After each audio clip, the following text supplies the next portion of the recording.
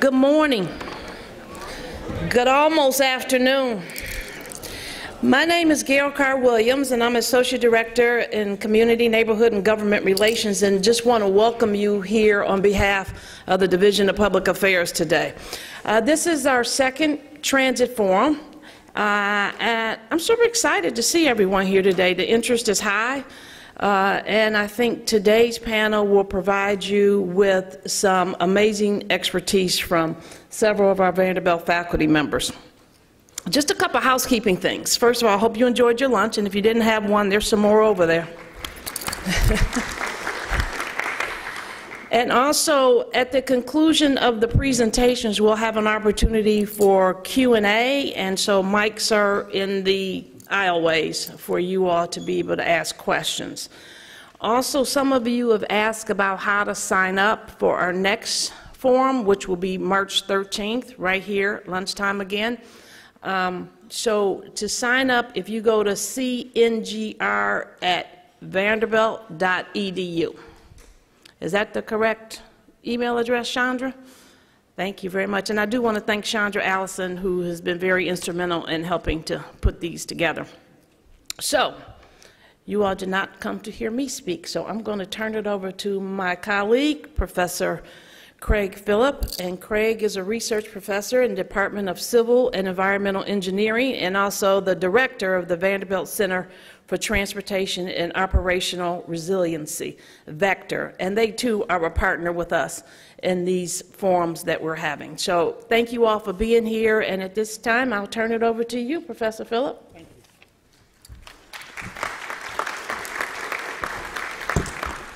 Thank you, Gail, and let me say on behalf of all of us, thank you for being the energy behind getting us motivated to provide these forums for both the Nashville community and our community at large. Big important times for our city, and I think it deserves the attention that we're giving it. You know, at our last forum in January, we heard from the city and MTA leaders about the transit plan, which you've all read about. Today, we're going to turn to the work of some of our faculty researchers across the campus who are seeking to discern how the future may unfold in the face of the incredibly rapid technological changes and the resulting uncertainty, really, about how fast these technologies are going to unfold and whether they are going to be indeed disruptive or are they going to be duds. I think in this era of dominated by social media and Twitter sound bites, it is too easy to begin believing that solutions to really complex problems are simple or known. I spent my career focused on moving freight, not people. But over my 35 years, one thing I came to deeply appreciate is just how challenging network problems are. I think different than many other types of problems. And I don't care if it's people you're moving or freight, it's complex from a whole variety of perspectives.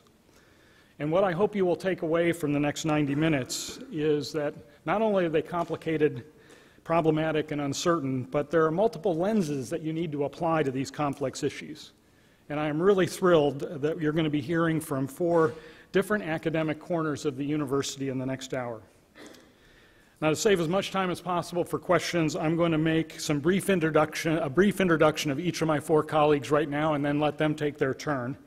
And you have a fuller bio in your material as well. First up this morning is going to be Dan Work, and Dan is the newest member. Maybe the newest member of the faculty at Vanderbilt University. He joined in January. He's an associate professor with appointments in both the Department of Civil and Environmental Engineering and in the Electrical Engineering and Computer Science departments. He called the University of Illinois at Urbana-Champaign home for 7 years prior to this. Years ago, we would have called him a traffic engineer. Today, I think it's more complicated. You'd call him something like a transportation, cyber physical systems, and data analytics guy. And he's going to be talking about some of the work that he is pioneering that is helping us to understand both the challenges and the opportunities associated with autonomous vehicles. Dan's going to be followed by Alejandro Molnar, who is an assistant professor in our Department of Economics. He joined the faculty in 2013 after completing his PhD work in economics at Stanford. Alejandro is going to be using some amazing data sets that have recently become available in New York City to analyze the, well, I guess this is an economic term, the marginal congestion of taxi operations in that city. And I think he'll be generalizing a little bit beyond that as well.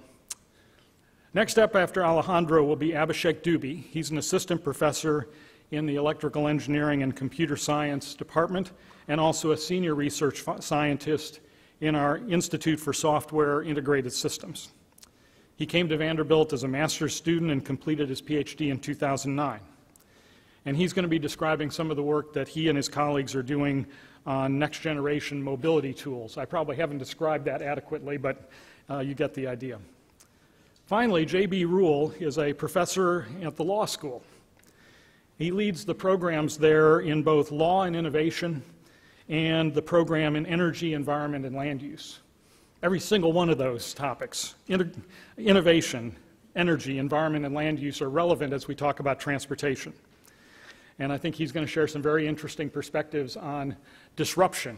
Whether technological or legal, they tend to collide with one another. He joined the faculty here at Vanderbilt in 2011. So, from civil engineering to economics to computer science, finally to law. I think you're going to hear a lot this morning from various colleagues, and I hope you'll appreciate the diversity of work that goes on here through the lens of the next hour. Dan, it's all yours.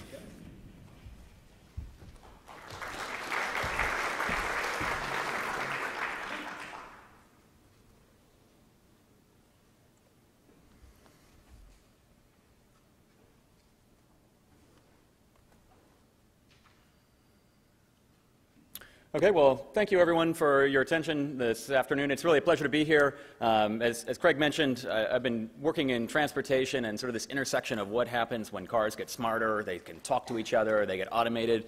I think it's an exciting time to be studying these types of problems because you have CEOs of major transportation companies like GM that are predicting that more is going to change in the next 5 to 10 years in the automotive industry than has changed in the last 50 years. So when you have these periods of massive innovation and disruption, what the future looks like is anybody's guess. Okay, and that's kind of the challenge that we have as transportation engineers trying to think through. Autonomous vehicles, they're going to change things. What things are they going to make better, and which things are they going to make worse? The trillion-dollar question is, hey, is this the silver bullet for congestion? I'm showing a map that I pulled off of Google Maps. I want to emphasize that that's the typical traffic that you can expect on a Monday afternoon. That's not during a storm. That's the little slider at the bottom shows you if you're leaving at 4 o'clock in the afternoon to go somewhere, that's what you face day to day. Okay? TomTom compiles some statistics for every major city in the country and shows sort of how much extra time you spend driving because other people are driving too. Right?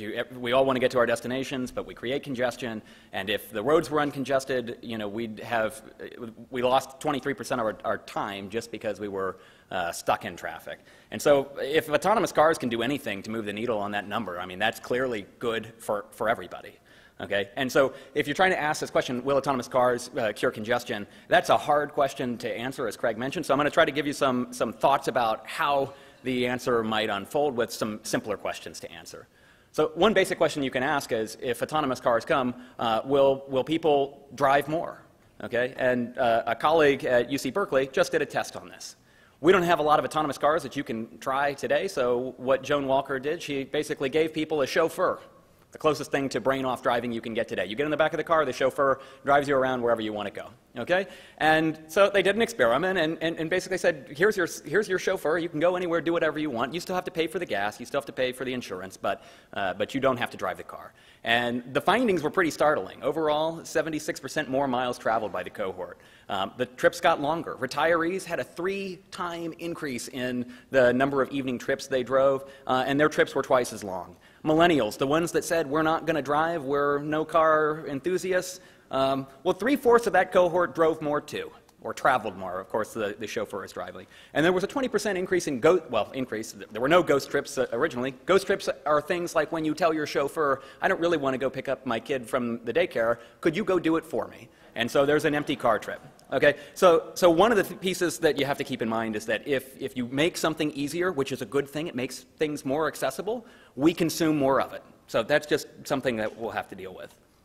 Okay, there's another question, which is like, well, traffic is created at its core because of people. And this is a very famous experiment that was done in Japan, where you put a bunch of people in a track, okay, and you have them drive around, just like they would do on a freeway. And as they're driving, they're not trying to do anything crazy, just get to their destination, follow the car in front of them. And as the video plays, you can kind of see that on one part of the track, the cars are starting to bunch up and slow down. And at this point in the video, the cars are actually stopped. Okay? And you go through the wave and you race around right to the back of the track again and get stopped in the traffic jam. These types of problems are created because when the traffic is just dense enough, human mistakes amplify and you get these so-called phantom traffic jams. And so one of the questions that my team has been thinking about is, like, can autonomous cars actually do anything to kill those phantom traffic jams? And the answer is yes. Yes, it can. What we did is we repeated that exact same setup, but instead of having all the cars being driven by humans, we took one car, the one with the black arrow on it, and initially it's driven by a human, and then we're going to turn on autopilot, some kind of self-driving car law that's going to try to help smooth out the flow. And as time evolves on the bottom plot, you're just seeing sort of the speeds of all the vehicles amplify. You get stop-and-go traffic. Right now, we turn on the autopilot on the one car out of the 21 cars on the track, and it's doing something using information about the traffic ahead to try to smooth out the flow. And as the video continues to play, it refines its speed that it's trying to drive at to smooth the flow. And you can see over a period of time, actually the huge oscillations that were shown on the bottom of the speeds have been substantially reduced. Okay? And this is a really exciting result because it's showing that even when just 5% of the cars are autonomous, you can already start to get huge benefits in terms of things like speed variability. And let me say it in a way that you might care more, fuel consumption.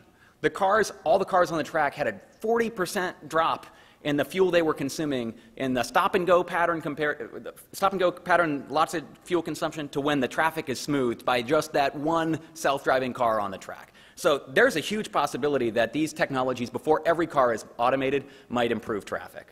Okay? Well, can it improve capacity, just not make your commute smoother, but actually get more people through on the roadway?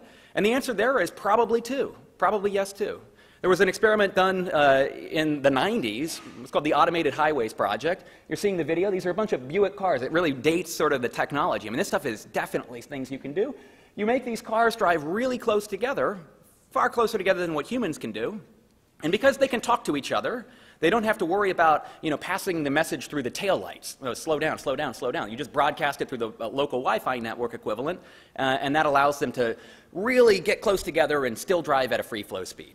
Okay? The estimates were that you could increase the capacity of a roadway by 2 to 3 times what it can carry when humans are driving. I mean, think about that. That takes your freeway and builds another freeway on top of it, and yet another freeway on top of that, just by using technology. Okay? I mean, that's an ideal scenario, so don't magically think that it's automatically going to be that way. But the main idea is really important. If you can move cars at high speeds and close together, you can increase the capacity of the roadway. Okay? What else can move things at high speeds and close together? Carpools. You want to double the capacity? Don't drive to work, ride with a friend. You want to 4x increase the capacity? Put 4 people in the car. Okay? No bits required. Okay? So there are other ways to increase capacity in addition to using technology. Okay, some folks have seen this type of picture before in the transportation community. It's a pretty famous photo. It was taken by the Munster Planning Department in 1991, and they took 72 people, they fit in a bus, they also fit in 72 cars, they also fit on 72 bikes, and just made an argument about how much space vehicles take up. Okay, and obviously you can see that the 72 people in a car takes up a lot of road space. Okay, that's also true if you automate it. There's nothing I can do in terms of the sensors. There's nothing I can do in terms of the control algorithms to make the car physically smaller. Somebody at the auto manufacturer has to make the car half as long. That's the only way to make them take up less space. Okay? And if we take the argument a little bit further, just as a thought experiment, okay, in urban traffic control, one of the things that we're really concerned about is how to move the free space. You get gridlock traffic when all of the roads are occupied by cars in front of you. There's no space to move. Okay? So when you start thinking about how much space do our cars take up, we basically just made a quick visualization that shows if you bulldozed all the part of the city that I'm covering with cars, this is what you'd have to build if you were putting these cars in at parking lot density. Okay? all the cars in Davidson County, if you just wanted one massive parking lot, this is what they would take up today. And then you think about the growth that the city is experiencing, and you figure out like how much more road or how much more parking lot space are we going to need to put those cars in here. If everybody drives at the same rates, the number of cars, the number of carpools as we have today, well, you're going to need a bigger parking lot. Okay, so I've hoped to share just a few ideas in terms of both how the technology might help in terms of some of the issues in traffic, how people are going to combat that technology and possibly make things worse or maybe make the benefits not quite as strong as they could otherwise be. And I want you to understand also that in terms of urban traffic management, when you're already congested, there's not a whole lot I can do because we're already out of free space on the roadway. Okay, and that I can't make any greater by just making the cars talk together. So I'll leave it there and answer more questions during the open discussion. So thank you for your attention. Bye.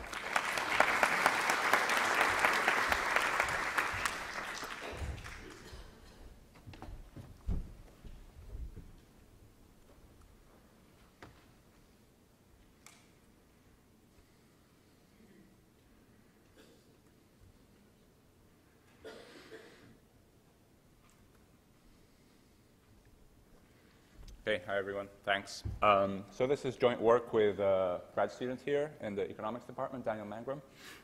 And I'm going to be presenting research that uses data from New York City and speaks to the effect of ride-hail or ride-share on congestion in New York City. And I guess the first thing I would say is to do research such as this, empirical research such as what I'll present, you need data. So that is partly one of the reasons why I'm not doing research in Nashville is we still have to develop a lot of sensing and data that comes from transportation sources so that it can be used by researchers. So let me just tell you, give you a quick overview of what's been going on in transportation on the roads in New York City. And this is mostly from data from taxi trips. There's this large data of every taxi trip carried out by yellow taxis in the city, and that's used to be about 500,000 trips per day. And so in the line at the top, you have the number of trips since 2009 to date performed by yellow taxis, and that's been declining since about 2013. And on the bottom right corner, you can see there's a bunch of new things that have been happening in New York City. So in that blue line that's waving over there, that's trips from the bike share system in New York City. And the line in green is a new type of taxi, which will be the subject of my study. And the lines in gray and in pink are the two largest providers of rideshare in the city, Uber and all others, including Lyft.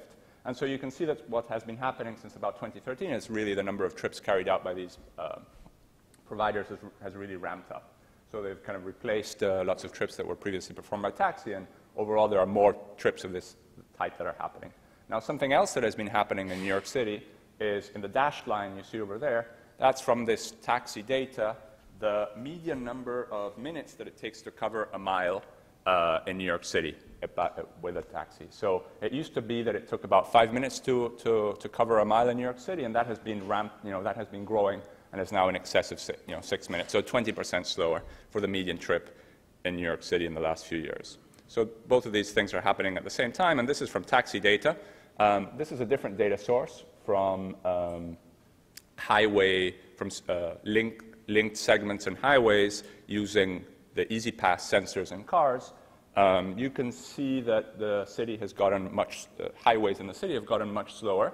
So what used to be, the median speed on the highway used to be about 45 miles per hour, but now the median speed is more like 28 miles per hour. So highways have gotten a lot slower, and they've, the top speed has gotten slower, and the bottom speed has gotten slower, and they've both cratered. This happens throughout the day, basically at all hours except the middle of the night, and it happens throughout the city. Yeah. So here are different segments from which I've computed the numbers I was showing you before, and this is happening kind of in a broad way across the city.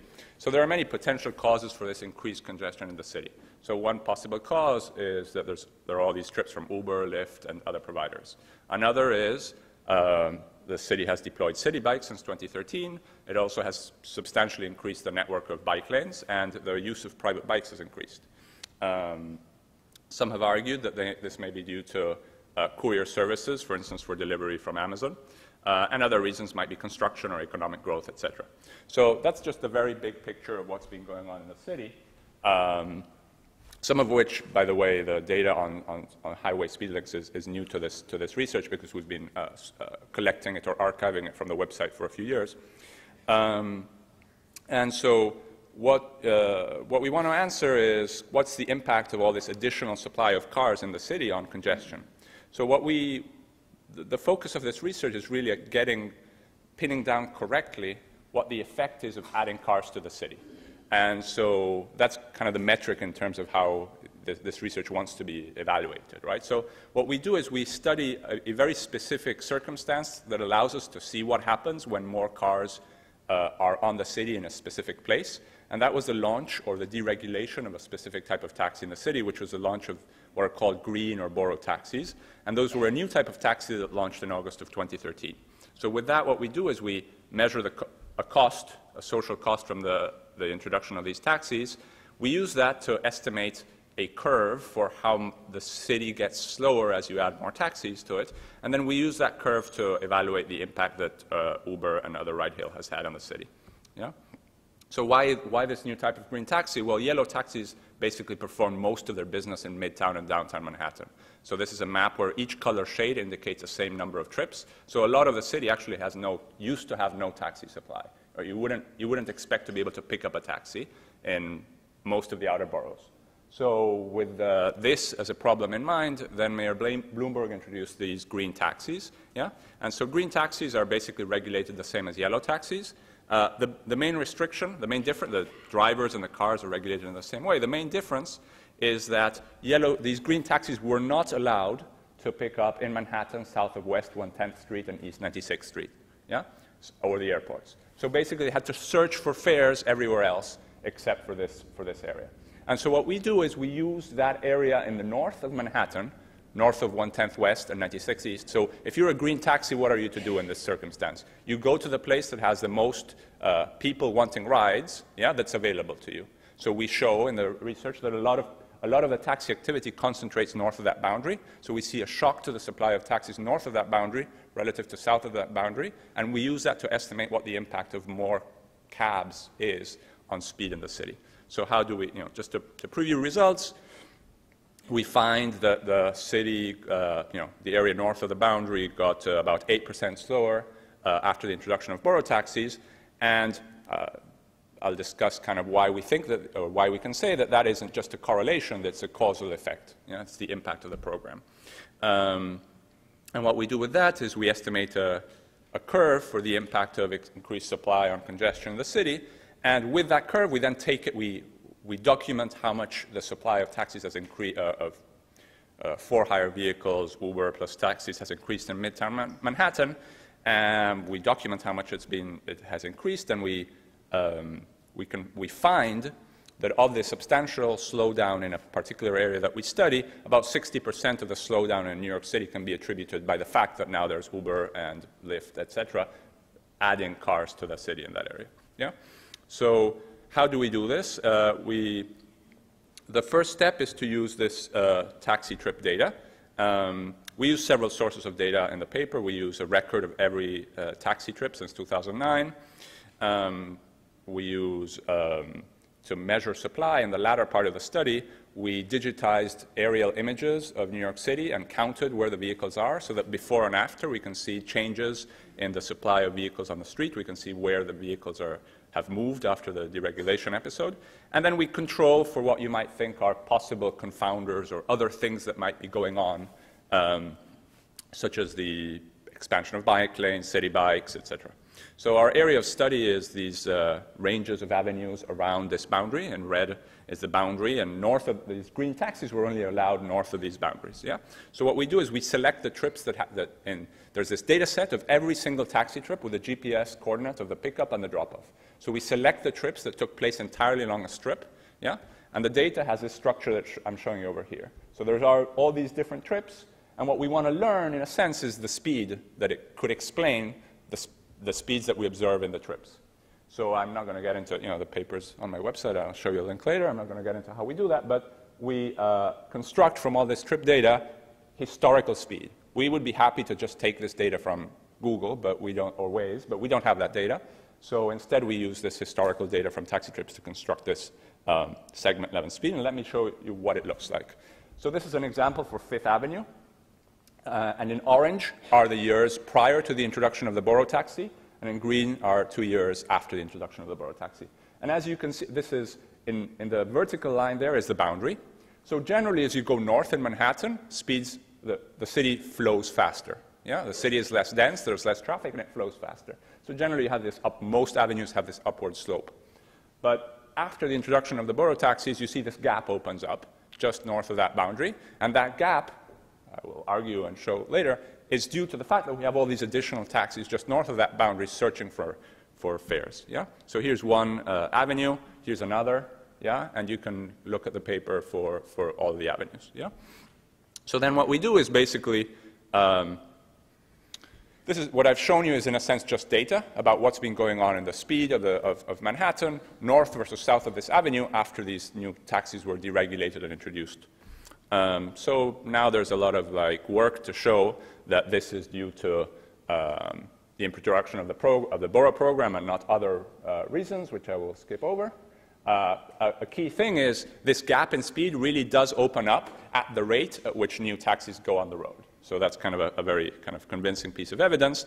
And then we kind of go, if this were an academic seminar, this would be the point at which I would probably stand on this slide for 30 minutes and argue against possible other things that you might think are going on. Yeah, so it's all about making the claim that this isn't a correlation, it's causation. Yeah, it's from the impact of the increased supply of taxis that we see this impact.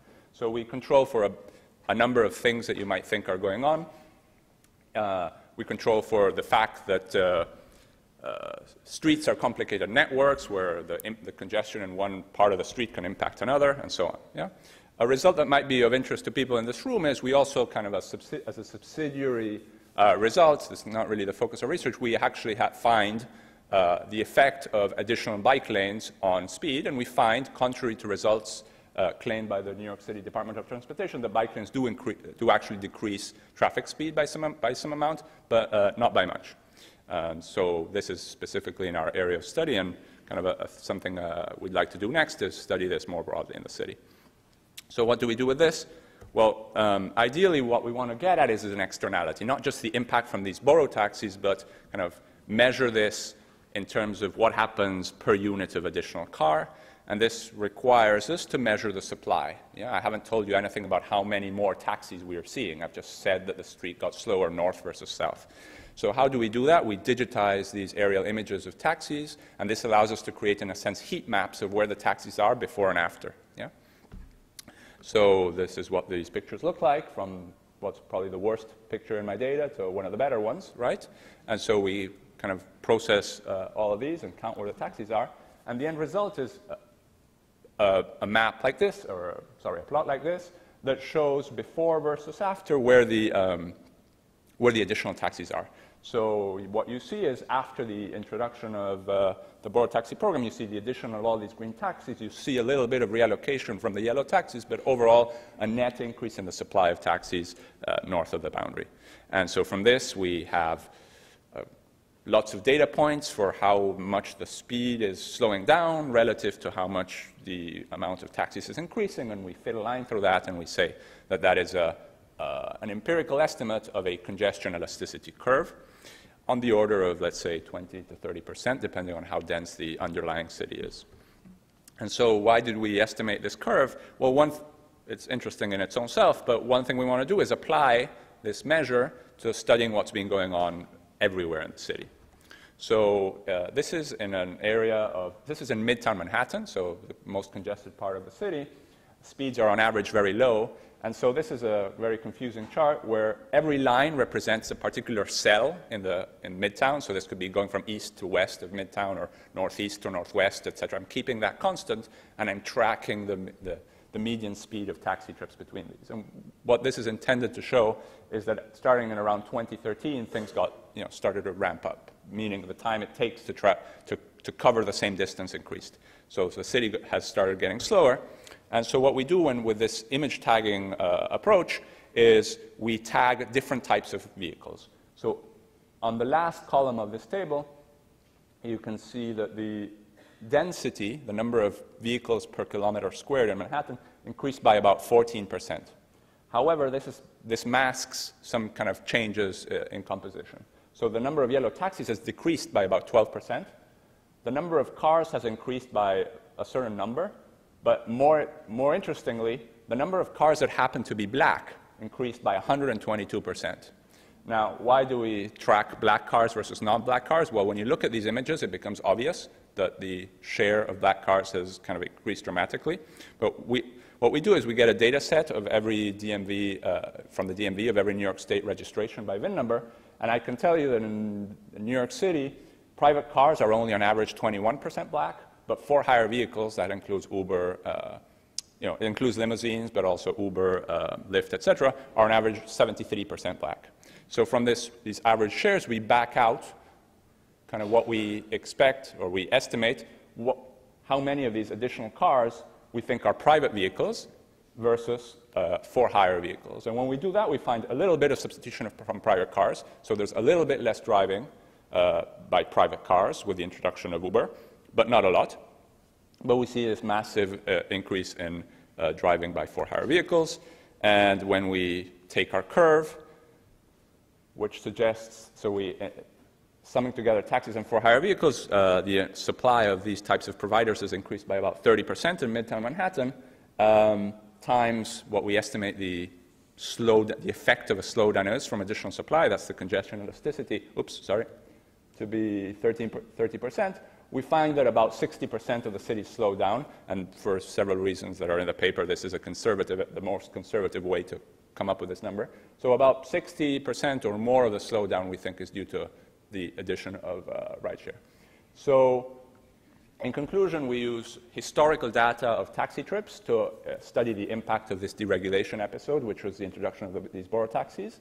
We use aerial imagery to quantify changes in supply over the city, and using both of those, we assess the impact that for-hire vehicles have had in Midtown Manhattan. And I'm done for now. Let me just say, obviously, there are many things that go into what the role that rideshare has in a city. Obviously, it increases supply in areas that are less dense. There are many benefits to it, but one of the costs is, as Dan was saying, it increases the utility of taking car trips relative to the alternative. So people take more car trips, and when people take car trips, this has costs, social costs. Yeah? So this is kind of what we're measuring in this project. Okay, thank you. Thank you.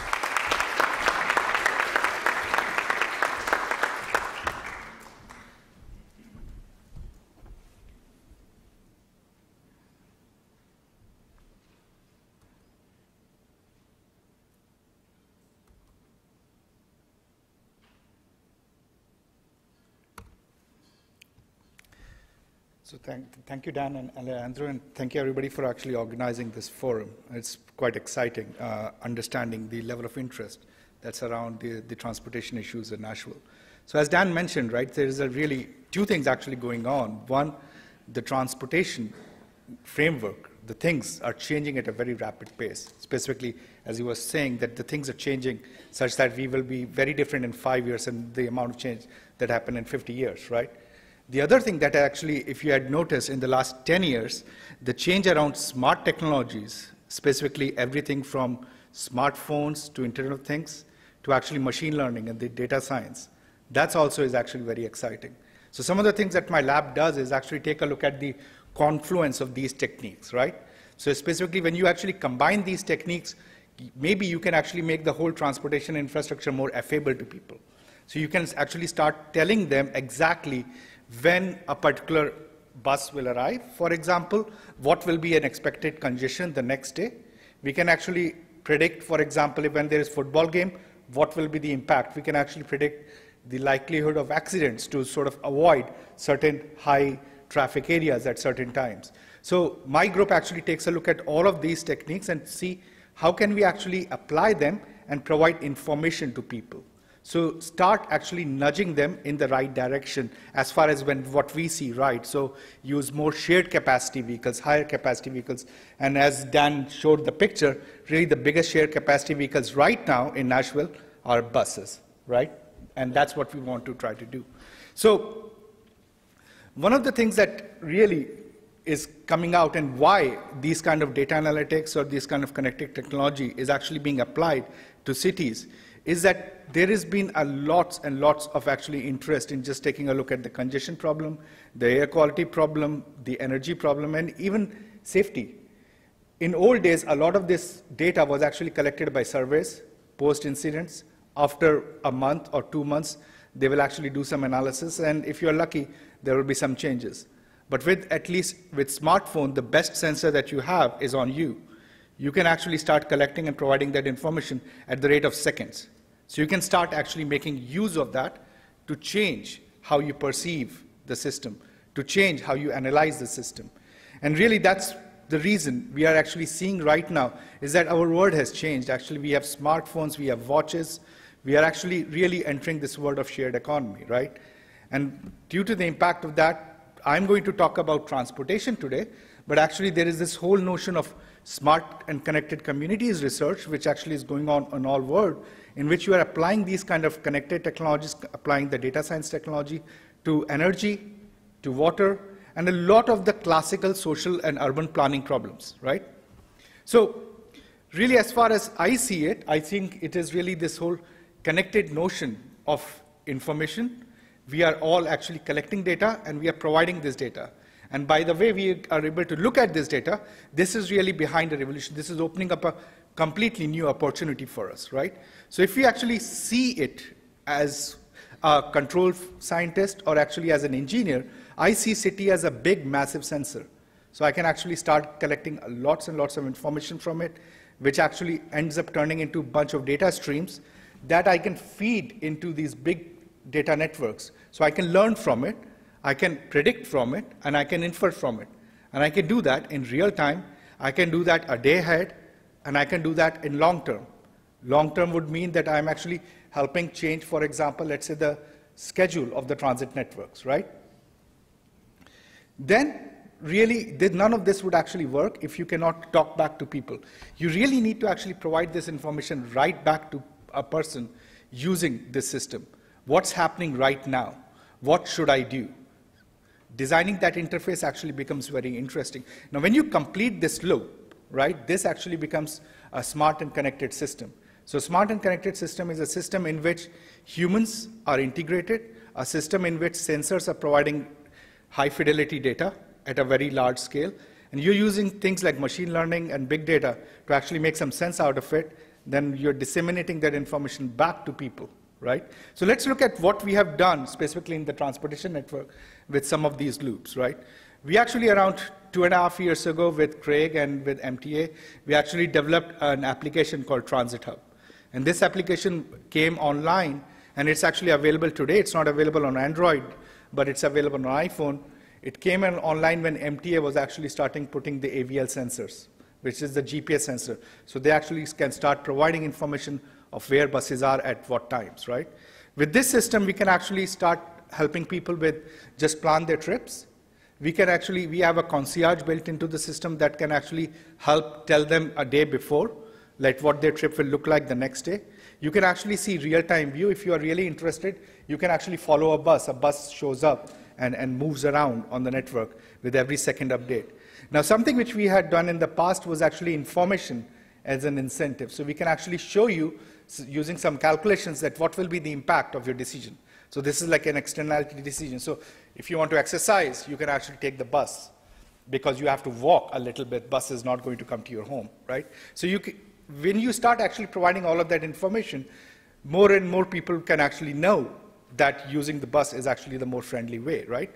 Now, while we have been actually targeting with this application more for the customers or the commuters, the data that we actually collected mixed with the data that MTA was collecting with some of their AVL technology, we could actually do some machine learning algorithms to actually suggest optimizing the transit schedule. So one of the optimizations that we did was we actually studied for 1 year basically how late the buses are being running at different times of the day in different seasons, right? And we actually came up with a new schedule for them that helps them be more on time. So in some places we suggested to actually change the time. In some places we suggested to actually decrease the time, right? So on the left-hand side, this is the original image. it's hard to see, but there's a lot of yellow. The green is better, red is worse. And on the right-hand side, after we actually did the optimization, we did the analysis, we could actually show them a lot of green, there's big part, which is actually red, and you can guess that's I-24. That's actually a pretty bad area to do anything. We were not able to do too much about it. But this is the impact of data. What we can really do is actually, unlike the past, where a lot of this data was actually collected manually, and then try to update every 2 years, we can actually do this if we want in some areas, in high congested area, every 6 months, because the data is actually continuously streaming. Now, of course, you don't change schedule every day, because otherwise people will be upset. So you have to actually give some granularity.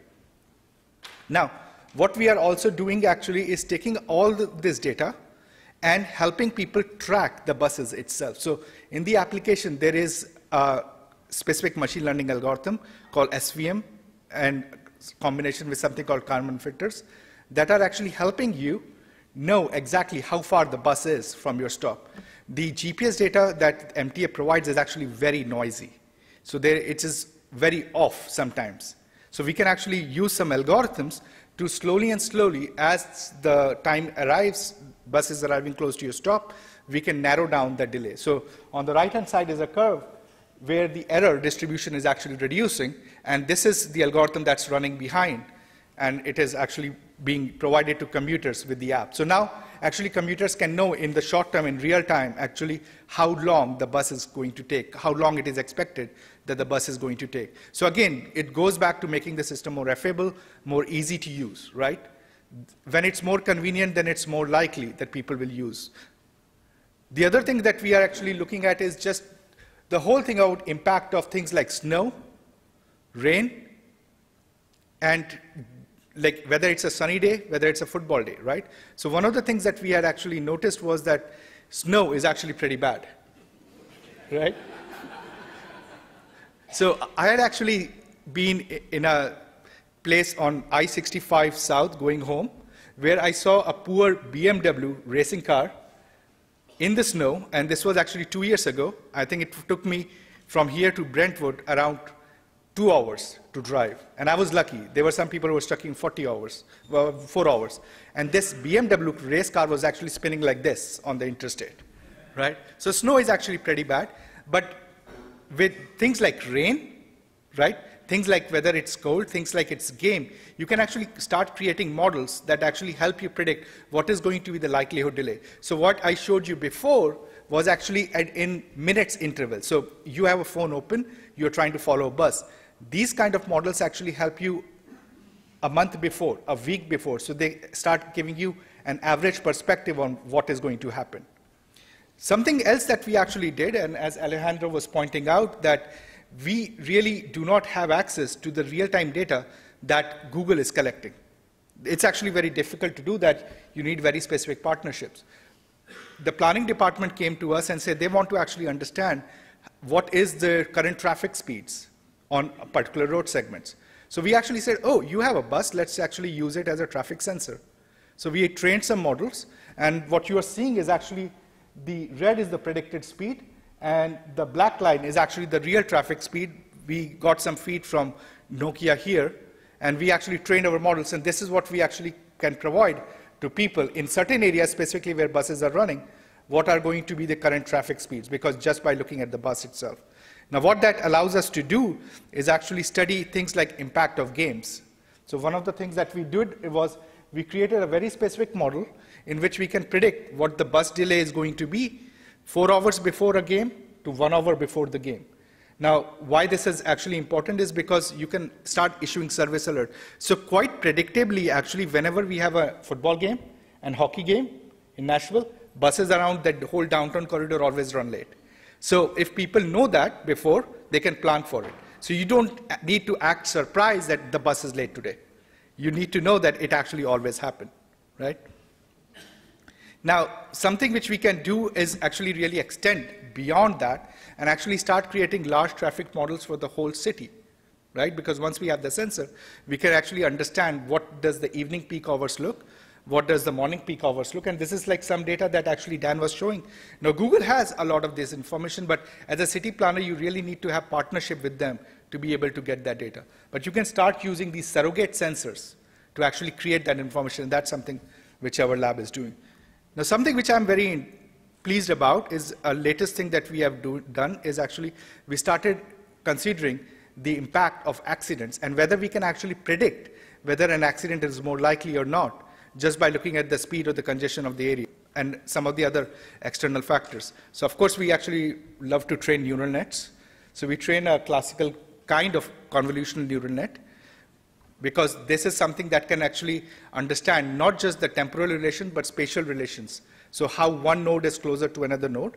And we use it to start actually predicting two things. One, what will be the effect of a football game on the bus? And the second is, can I actually predict when the bus is late that an accident is possibly happening in that area? So at least with the things that we train, the model is pretty good, but it is not generalizable yet. We are still working on that, right? Now, some of the things that people can actually start using after a time is, this is something which we have worked on, is creating these kind of dashboards. So I don't know if it's going to play here. Probably it's not going to play, but it's a YouTube where you can actually create these dashboards in which all of the analytics which we have done could be integrated into the system. So not only can you access it with a smartphone, but you can actually enter a bus stop and take a look at what is the current congestion level, what is the predicted delay, what is the predicted likelihood of accidents in a particular city. So all of this, when you bring it together, it's really making the whole transit system more connected and more convenient for people. And our hope is that as we go on, people will start using the transit network further because it is more convenient to use. Thank you very much.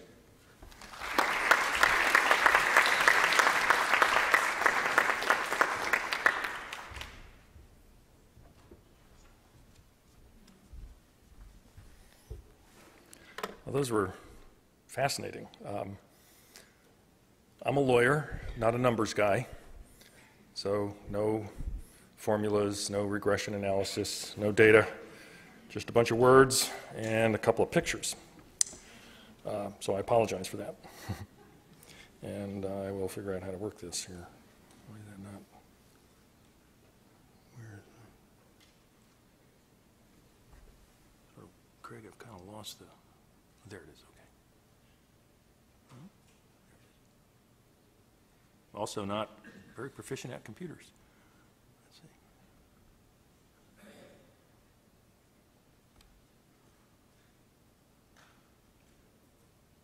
I want that.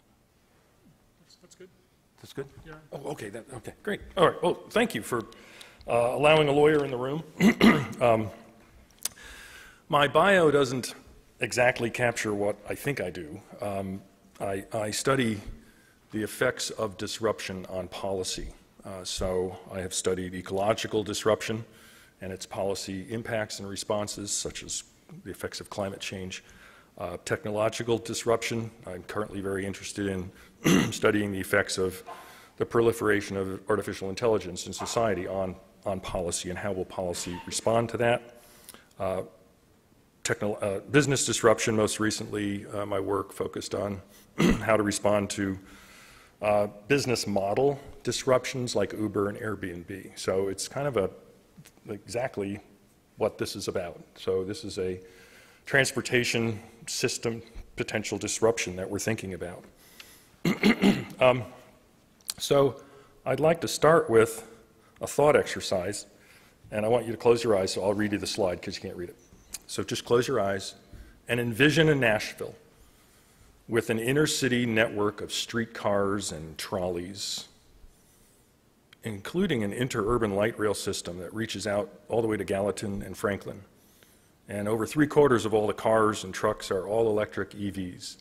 So you could have a farm out near Franklin, hop in your EV, drive in, hop on the train or the trolley, whatever, come on to downtown, and then get to Vanderbilt, wherever. Okay, so can you envision that? Well, you've just envisioned Nashville 1915. In 1915, Nashville had a very well-developed private electric streetcar system throughout the inner city and reaching to Gallatin and Franklin.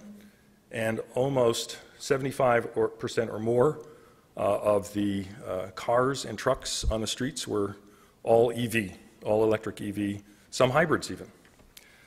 So for example, this was the private transit network. It was here. It started building out in 1889, and it was all done. The last trolley car in Nashville was 1941. There's a map of the system. It doesn't include the interurban down to Franklin and Gallatin.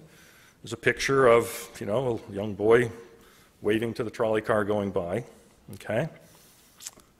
In fact, the first generation of cars were dominated by electric vehicles. They didn't go very fast, about 20 miles an hour was the top speed. Porsche actually built the first hybrid. It was a hybrid gasoline electric vehicle. And they dominated the market during the time period from 1890 to about 1925. It was all gone by 1940. Right? So what happened?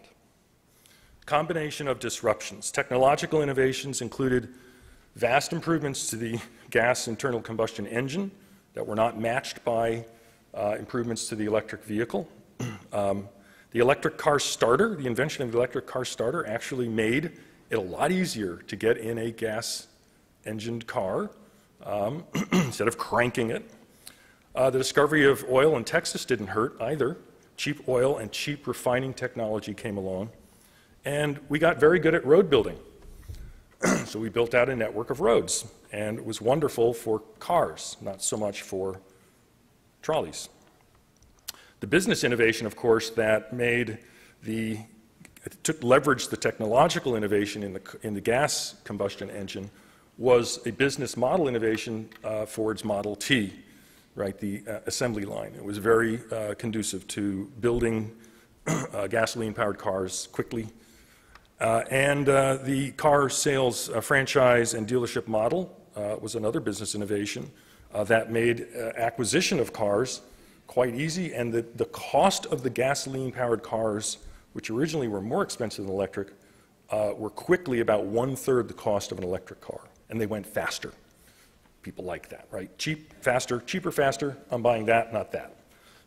Now, what about policy impacts? Interestingly, there were none, almost. There was no policy disruption as a result of this, and eventually the public policy became aligned with promoting roads and cars. Think of like what kinds of policy disruptions are there. This is out of my recent paper on Uber and Airbnb as an example. So one kind of policy disruption is when a technological or business model innovation is an end run around existing regulatory structures. And believe me, Uber is an end run. Everywhere Uber showed up, it was illegal. It still is in a lot of jurisdictions, right? Uber's business model was basically not just, don't ask for permission, ask for forgiveness. They don't even ask for forgiveness. They just keep plugging away. And that has led to many, many battles around the world between Uber and public policy as they try to describe themselves as not a taxi company, even though they look a lot like taxis, right?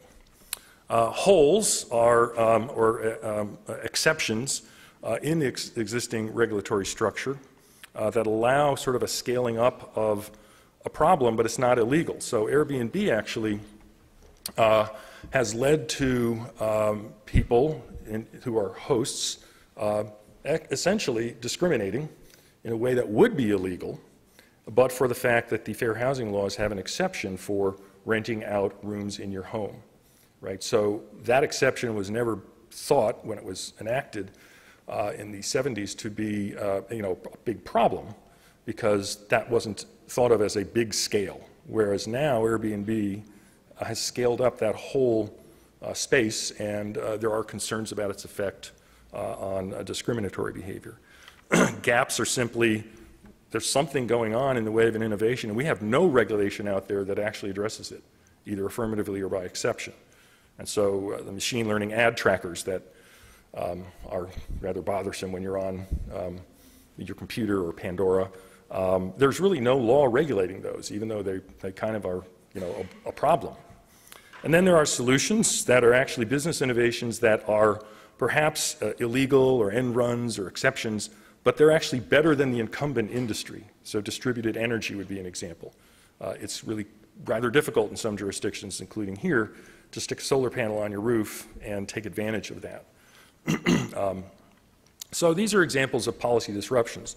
Should emphasize that these are really focused on disruptions to an incumbent industry and when that creates a policy problem. An example of a disruption of an incumbent industry that did not create a policy problem was Netflix in its original form, where all they did was mailing you the movies, which essentially dismantled the brick and mortar, Blockbuster, which came and went within, our lifetimes, right? I mean, there was no Blockbuster, there was a Blockbuster, there was no Blockbuster, right? Why? Because Netflix came up with a business model, mail and what's the policy problem, right?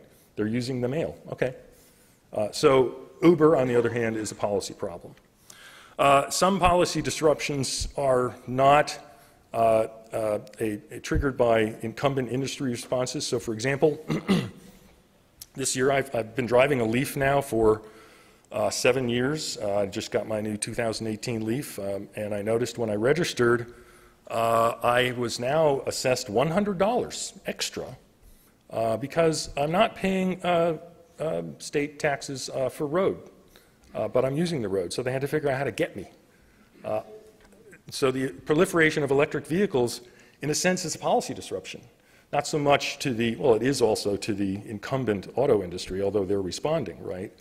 But to state and local governments, it's a problem because I'm not paying taxes at the gas tank. So they found me. They found a way around that one. Okay, so back to way back then. The streetcar system was private.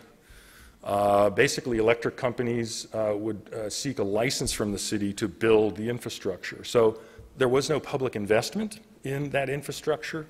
It was basically the market was there and then it wasn't, right? So the public wasn't sort of fighting the demise of the trolley car so much. And the EV and gas-powered vehicles presented the same policy issues. It didn't matter to the public, the governance entity, well, we're going to need streetlights, whether it's electric or gas, right? We're going to need to regulate this thing. But they had no skin in the game as to whether it was electric or gas. They let the market decide that, and gas won out. Eventually, you had a policy of road building to reach rural areas that sort of locked in the gas-powered vehicle as the winner. So by 1935 or so, there was no new production of electric vehicles. So it's rather ironic right now that we're thinking about a future of Nashville that would involve exactly what we had in 1950, just faster and right. But that's about the big difference. Except what we've heard today is, well, we're not going to be dropping that if we do onto a static environment. There are disruptions coming our way to transportation as a whole that maybe we want to think about those as we think about our policy for transportation. So think about it this way. What if we could go back in time to 1900 Nashville and think, well, should Nashville, the city, invest $150 million, it's about $5 billion today, in a public streetcar transit system? Probably would have looked like a good idea then, but by 1940 it might have been a disaster unless it had somehow stuck and changed the course of our transportation. In retrospect now we're thinking maybe that would have been nice if we'd kept all those trolleys because we could still be using them. Don't know. Should public policy have favored the EV car over the gasoline powered car now that we want to move everything into EVs? Well, again, that might have been a good idea in 1900 when it looked like electric vehicles were great. It would have been kind of a disaster, right, if Nashville is sort of stuck onto the EV when the rest of the country was moving to gas-powered cars, right? But here we are again hoping that the EV will dominate the market within maybe 15 or 20 years. So let's go back to the future and think about considering public investment in the transit system today. Should we be asking these kinds of questions, right? What technology innovations are likely in our future that could disrupt transportation, generally speaking? a leap forward in battery technology, fully autonomous vehicles, delivery drones, something else we haven't, there's another aspect we haven't talked about today, with companies very serious about delivery drones. And business models, how might they change in the future that could disrupt transportation? Uber, for example. Car services replacing car ownership, right? People might not even own cars. They'll just get out their smartphone, and their smartphone will know already when they want the car, and it will show up and take them to work, and then it'll dock, just like your Roomba, in a little charging port, and then someone else will need it, right? Maybe. Which of those then would present policy disruptions along the way, and how do we respond to policy disruptions? There are a couple ways, right? One is to block this new technology or new business model. So many jurisdictions are trying to block Uber, or we can give them a free pass, just say, all right, we give up, right? I don't know that my sons could survive, actually live their lives without Uber, right? So eventually we just have to say, okay. We could just apply the old regulations to this new business model and just, make them conform, which many jurisdictions have tried to do that with Uber and Airbnb. Or we could design new regulations, and that's what many jurisdictions have done, creating kind of a new framework just for Uber, just for Airbnb, and of course Nashville is undergoing that whole question about what to do about Airbnb, and the state is asking that question as well. I certainly don't have answers for Uber, Airbnb, drones, et cetera. These are the way I think that policies are shaped and the way policymakers have to think about disruption. You can also buy out sort of the losers. We could say, well, taxis, sorry your medallions in New York City, which used to cost $1 million, are worthless now, and sorry we let Uber do that to you. Maybe we should pay you something as compensation. That's another public policy choice. So let's have another thought exercise. What if we were pretty sure that in 15 years, battery technology will allow the EV car to have a range of 600 miles on one charge? My Leaf now gets 150. That's way better than the 80 my old Leaf got. The Bolt gets 230 miles on a charge, but frankly, I don't think it looks very good. I think the Leaf looks better. So, I was 80 miles, I would have liked the extra 80 miles, but not to drive around a Bolt. What if charging technology allows a full charge in 15 minutes? We're not far from that. I plug into at my gym for free, because Nissan gave me a little free card, to one of these super fast chargers, and in 30 minutes, it puts half the charge on. So it's putting, 75 miles of charge onto my car in 30 minutes. I don't think they're done improving that. What if we have fully autonomous vehicles, are market dominant, car on demand, and our metro area continues to grow in a polycentric manner with population and job growth? What does that mean for transportation in 15 years? How will that disrupt transportation generally and public transportation demand specifically? Which of these will trigger policy disruptions and require some kind of response? Block, free pass, apply the old regs, dream up new regs, and which responses should public policy pursue from those options? And so I guess the message that I'm trying to suggest is that when we think about what to do right now, especially when we have very good reasons to believe we are on the cusp of massive technological and business model disruption, we probably want to think about those disruptions very carefully, build out scenarios. This is what I have my students do in one of my classes, and think, how will law and policy have to respond? What are the options? And what should we take from that scenario building process back to the present as we decide what to do with $5 billion or $2 billion, or go this way or go that way? So, like I promised, no numbers, no data, just pictures and words. Thanks.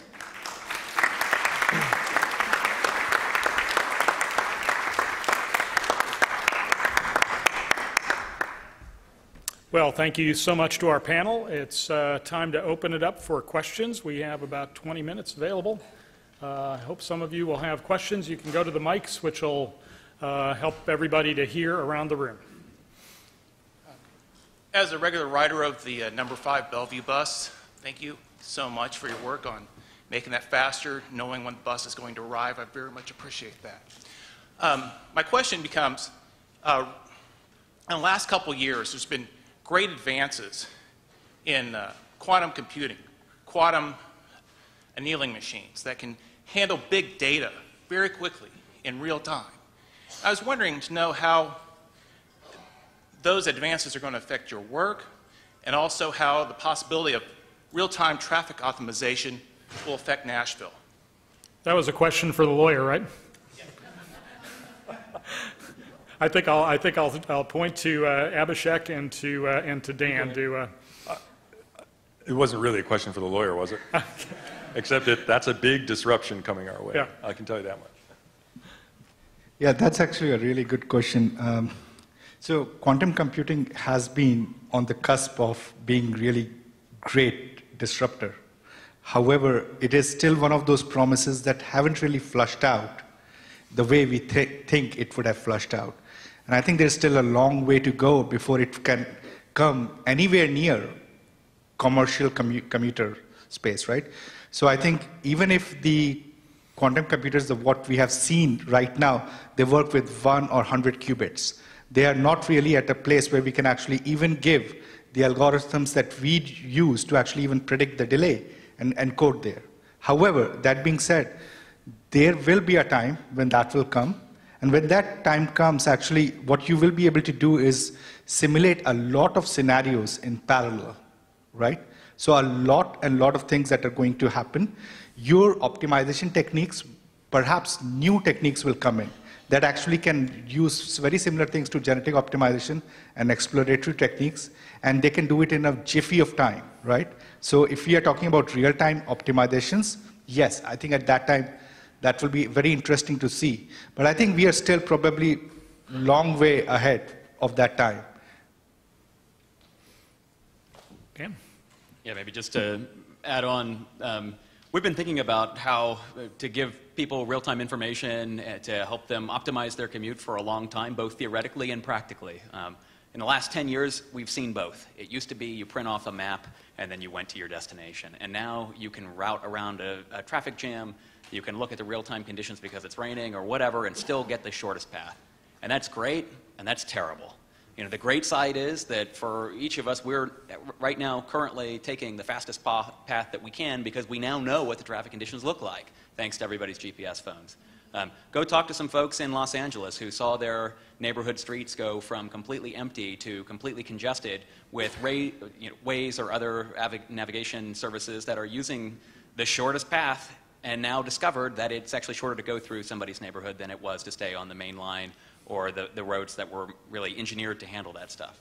So we should be aware that when we all do what's best for ourselves, we get a certain type of traffic conditions. If we do what's sort of socially best, that means some of us are going to have to take longer trips than other folks. And you know, there are companies that are talking about that. I mentioned TomTom with the traffic statistics. The CEO of TomTom has stated that when 10% of the population follow their navigation apps, they will actually start doing something along the lines of socially optimal routing, meaning you might take a slightly longer trip than you would otherwise do if you were fastest path, but they're going to do that to try to help balance out the traffic congestion in a way that respects the local norms. So that's definitely coming, and that's something that's you know, at the forefront of what we're facing right now.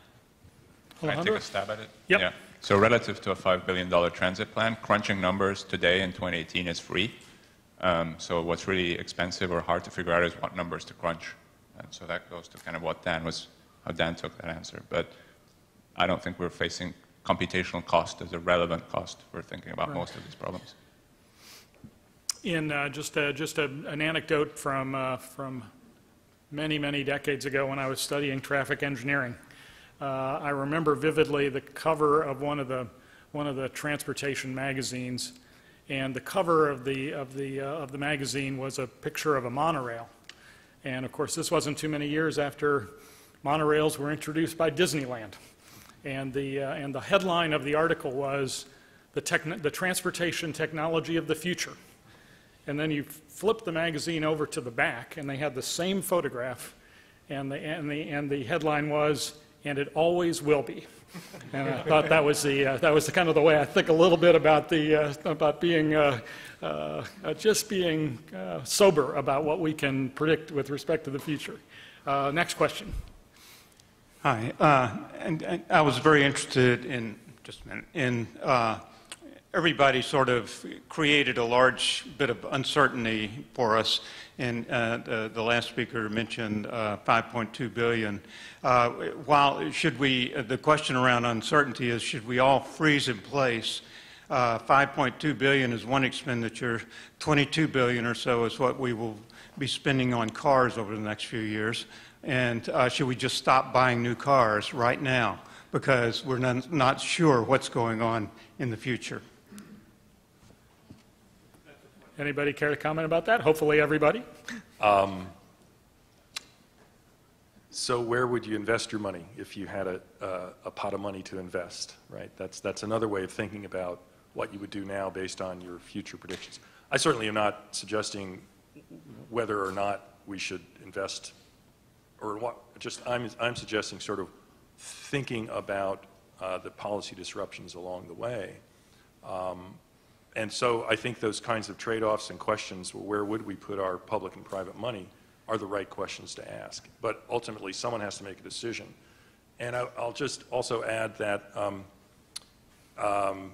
it's almost impossible to predict the impacts of very large infrastructure investments. So I used to work with an economist who did just that. And so it's hard to say what exactly, the 5.2 billion what the return on investment is. It could be phenomenal. Dallas-Fort Worth Airport was thought to be a complete waste of money.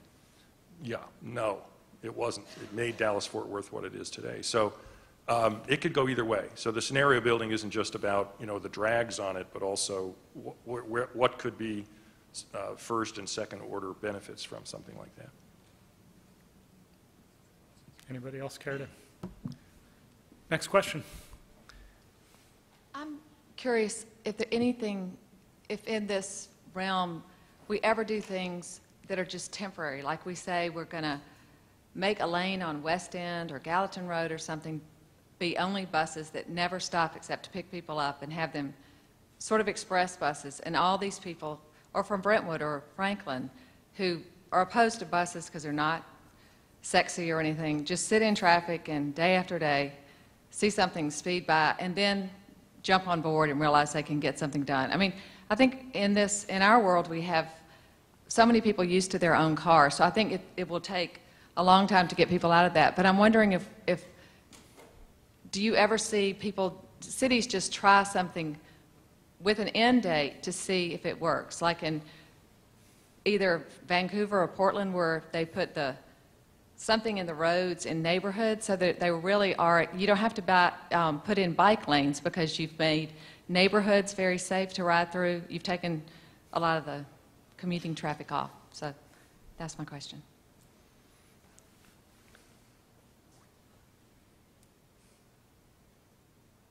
Maybe just say a few words, and I think maybe Alejandro might want to mention as well. I mean, I think generally cities are starting to think about how to do experiments that allow you to test out policy quickly and get understandings and insights on technology innovations, policy innovations. I mean, we now are able to measure and collect data on things that we just previously haven't had access to, which opens up the possibility of closing the loop on our policy actions, our technology innovations, and so on. I think the other piece I maybe wanted to think through a little bit is that the fact that there is uncertainty is an opportunity. When you think about the fact that things are changing in the automotive industry, as you said, that generally people like driving in their cars. The possibility of people not owning a car is a huge opportunity to rethink through other aspects of mobility. So, I think said every politician ever, a crisis is a terrible thing to waste. We ought to take advantage of the fact that there is lots of uncertainty to innovate and build the future that we want. So Janet Sadiq-Khan was here last year giving a talk, right? Yes. That Craig was part of, and she advocated these cheap innovations that are reversible, such as planters and so on, to kind of experiment with different, what's called road dieting by traffic engineers, right? using the road in different ways and seeing what the impact of it. So there's much to say for things that are reversible and that can be evaluated, and if the kind of city is engaged with that, they can kind of build consensus for rolling out things. And that's a relevant dimension to think of when you're thinking of alternative forms of, for a transit plan, things that are reversible versus things that are not reversible. Yeah, just one thing which I'll quickly add is with the confluence of what I was mentioning with the data analytics and actually urban planning, a lot of cities specifically have been looking to create these kind of testbed communities. So for example, Boston has done that. Actually, Nashville, Chattanooga is actually a great example of this. And what they are really doing is the testing process. So for example, in Chattanooga, with the Enterprise Research Center, they are being able to actually put sensors into the system to actually study what is the current traffic patterns. And actually, Dan is a co-PI on one of the projects in Chicago with Charlie Catlett, in which they are actually studying the dynamics of the city by actually integrating sensors into the system. So that will actually provide this kind of temporary system in which you can monitor and analyze and see the impact of the policies that you're implementing. Dan, do you want to add anything? I'll just add a note about, oh, go ahead. Oh, I do have a suggested temporary measure. I live in Brentwood, and I think within 2 weeks this measure would vastly increase the amount of support for public transit that you find in our outlying counties, and that would be for 2 weeks to very, very strictly enforce the HOV and ILEV lanes. I drive my Leaf, but I don't make a point of it, but no one else is complying with that law. You shut down those lanes and just let people in Leafs or carpools use those lanes and whiz by what would be gridlock on the other 2 or 3 lanes, and I'm pretty sure people are going to start to change their view about public transit. And I'm not being facetious. I wish they would do it. Sorry. That's my soapbox. And I'll just add to that a comment about that and a comment about guerrilla urbanism, which is, I think, what the questioner was a little bit asking about. We have a study going on right now that I was hoping we might be able to report on this panel, and may be able to by the April panel, but we actually have done some work looking at the level of compliance, or that lack thereof, in the HOV lanes coming into Nashville, Tennessee. And the bottom line is it's a policy issue. They were fundamentally designed by a TDOT that did not embrace HOVs, so they're designed so they almost can't be enforced. And the legislature chose to set the penalty, or the ticket you would get if you were caught, so low that people probably wouldn't be disinclined to do it. So it's a classic case of policy disruption in reverse, or we need effective policy and we could implement those. And then in the issue of guerrilla urbanism, we did have a speaker here last year in Nashville that was sponsored by the Nashville Civic Design Center.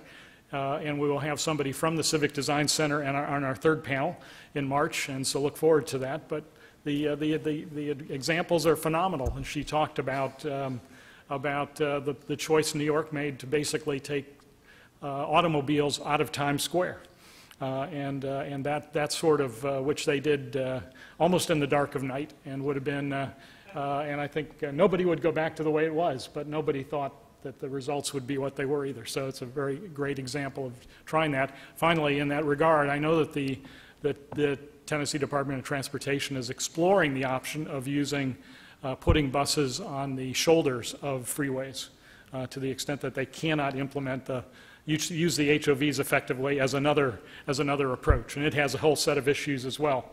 But let's go to the next question. Okay. Thank you. This question is for Alejandro and Dan. I was wondering if you or anyone you know has looked at the differences between the driving style or driving behavior of New York City taxi drivers versus rideshare drivers, and how that may impact overall travel times of the entire system, because New York taxi drivers tend to be notoriously aggressive drivers, but that may or may not be faster for the entire system. I don't know the answer to that question, and there isn't a lot of, so Uber has kind of tried to avoid submitting data, so it's been in a regulatory battle with the regulator in terms of how much data it submits. So there isn't as high-quality data for operations from Uber. And that's something for cities to think about. There are all these private providers that are generating data on the street while using public infrastructure. So even for a city like Nashville, Nashville could easily say, well, I don't know that this is true, right? There are states, there's many issues with like the structure of law that I am ignorant about. But cities may want to regulate that users of the infrastructure submit data. And this is essentially a policy or political battle between a city and its regulator and how the city wants to be perceived as sponsoring innovation or not. But from economics, we have reason. So today, services such as Uber are collecting data that we could use to implement what we think are some of the best solutions to these problems, such as congestion pricing.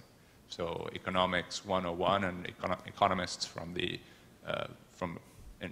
varying political inclinations will generally agree that a good way to regulate something is to price the cost that it causes. So economists generally have a lot of consensus for the idea of problems such as these. The best way to address them is through congestion pricing or pricing the activity that causes a social cost. And so that data is available today. It's just as easy as like changing the formula on what you pay for an Uber. And so it's up to cities to have the political will to push that through. Yeah? So your question is very interesting, but we're at a point where we don't even know kind of that data from, whereas some of the solutions that we might think are possible are also kind of just a matter of political will. Next question, please. Alejandro, I was just about to ask about congestion pricing and what other cities have done in that regard. I noticed in your last slide you were doing work in Singapore. How has that worked, and how would that translate perhaps to New York City's exploring the idea, and maybe down the road Nashville as well?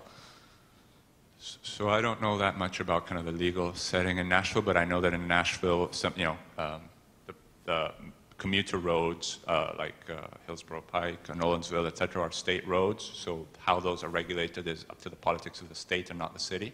And so you can imagine that going into, and the people that would be paying for congestion pricing maybe don't live in Davidson County. So it's a very difficult political problem to solve. And it's a problem that many cities with different political structures are facing. My hope is that over time, cities where this problem is kind of already internal to the city and that all the stakeholders are kind of in the same decision-making unit will make progress in this sense, in terms of kind of using these sensors that are coming onto cars into what economists would call like the first best solution to these problems, which is pricing the activity that causes a social cost. Since I'm kind of on my soapbox on this,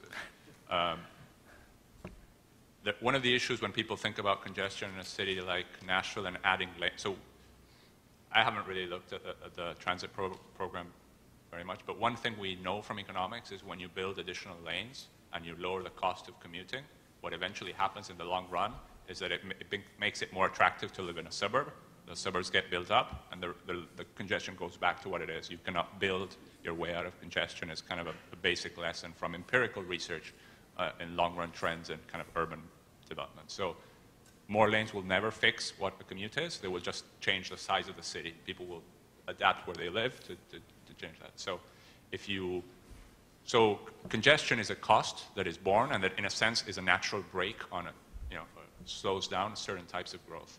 We can substitute that cost for something that is better, which is a price, right? So if we can pay for the cost of living in a suburb not with time but with money, that money can replace other taxes. It can do other things that are positive.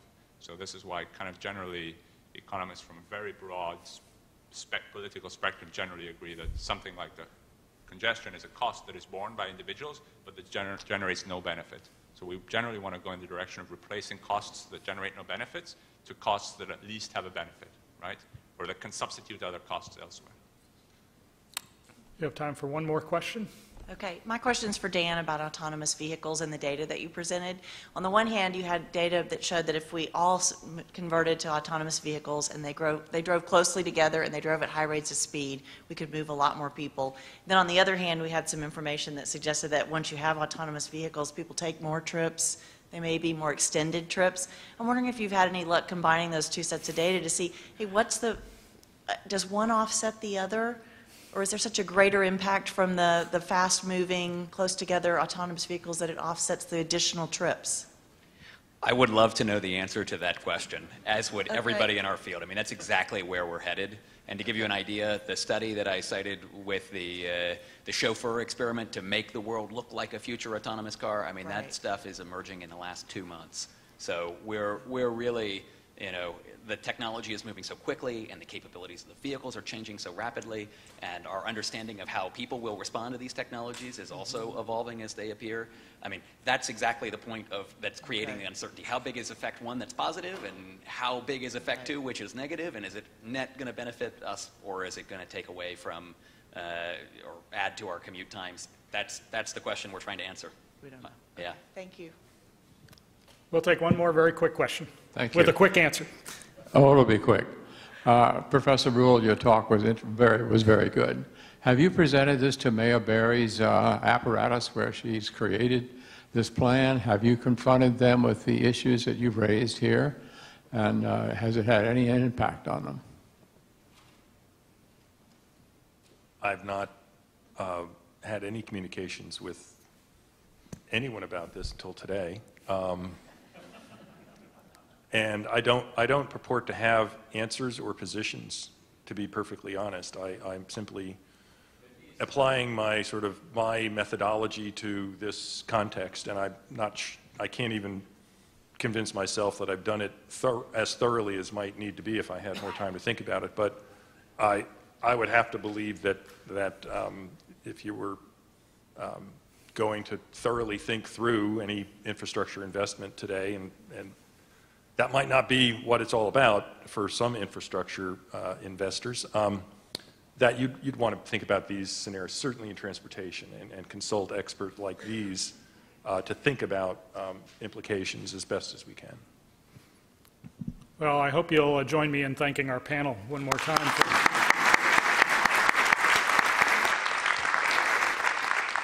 I'd like to quickly make a pitch for our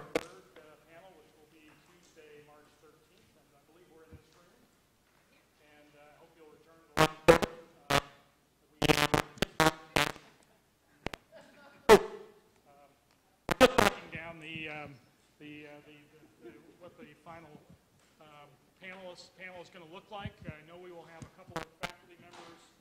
One of them will be speaking about issues of congestion pricing and tolls. One of them will be speaking about issues around affordable housing. And I think we'll have a third that will be speaking about work that's going on here at Vanderbilt, trying to look at this whole mobility issue through the lens of our community and what we need to do here as the largest activity generator in the state of Tennessee to prepare for these changes, maybe prod them along. So I hope you'll join us, and we'll have a fourth one in April. Don't have a date yet for that, but so pleased that so many from here in the community and outside are interested in this topic. And panel, thanks again.